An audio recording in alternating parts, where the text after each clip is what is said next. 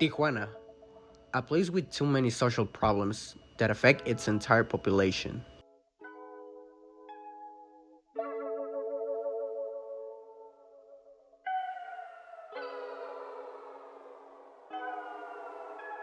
Unfortunately, this also affects animals, both domestic pets and those homeless on the streets.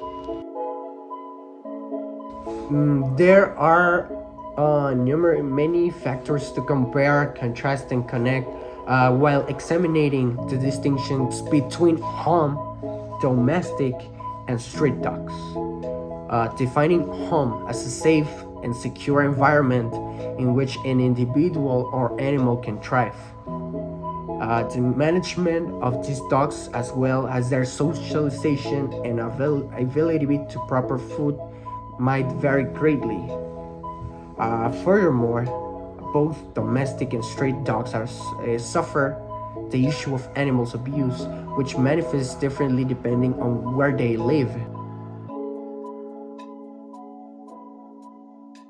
Dogs are just as well balanced as pet dogs and are capable of adapting to new environments. They just require a caring owner who can help them overcome their fear of people and become more sociable. In fact, street dogs possess a strong immunity that is superior to that of pet dogs, enabling them to withstand even the most challenging conditions.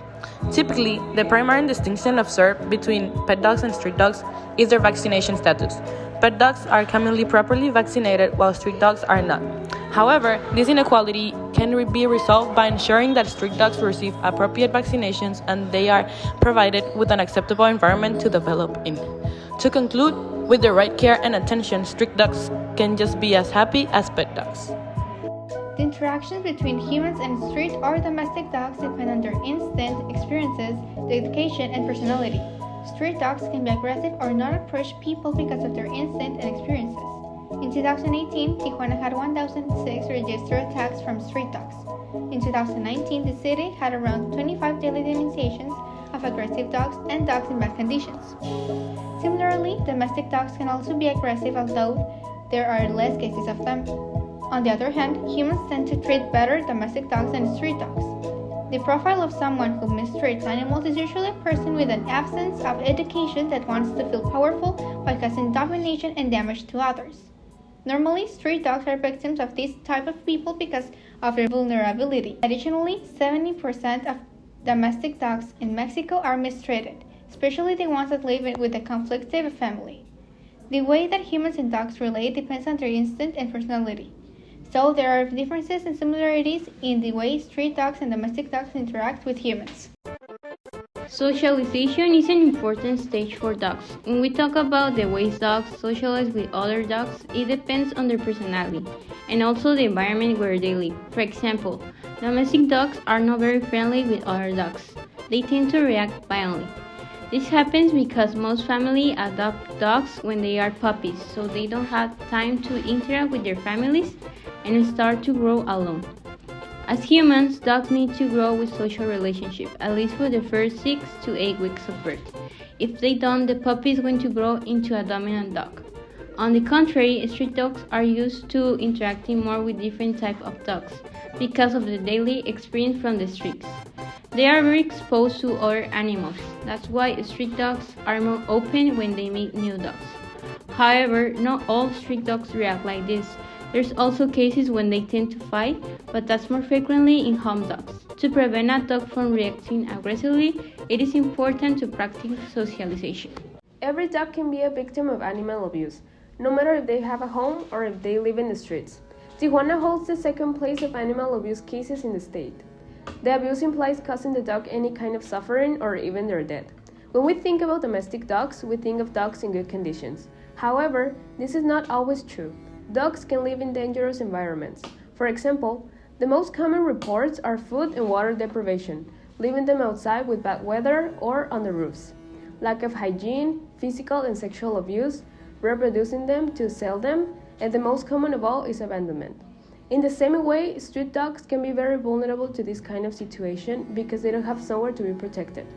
They can live in the street for years or be taken by animal control. It's important to take care of dogs and make people aware of their conditions, so everyone can contribute to help them and erase animal abuse. A big amount of dogs are restricted by home diet food because they take or affirm that it is healthier than commercial food for dogs. However, this isn't really supported.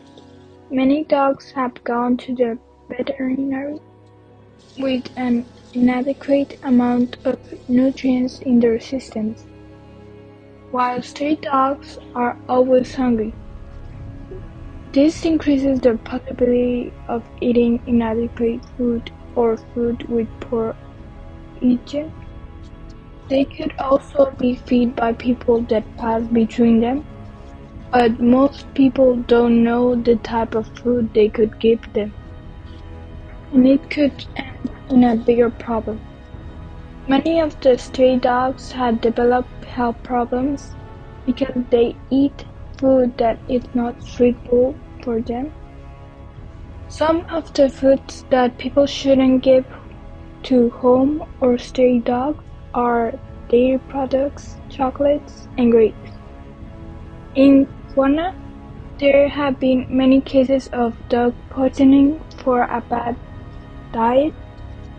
As well, a home dog comparable to a street dog has a better diet or feed.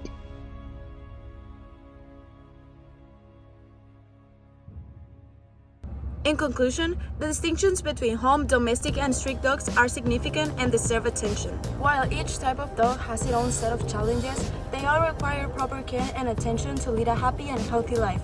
Socialization and adequate nutrition are crucial for both domestic and street dogs, while animal abuse is a common issue that affects all dogs regardless of their living situation, and providing proper medical care is essential for their well-being. Despite the challenges faced by street dogs, with the right care and attention, they can be just as happy and healthy as pet dogs. It is our responsibility as humans to ensure that all dogs receive the protection and care they deserve, but we must also acknowledge and consider the differences between these canines and the different needs they have.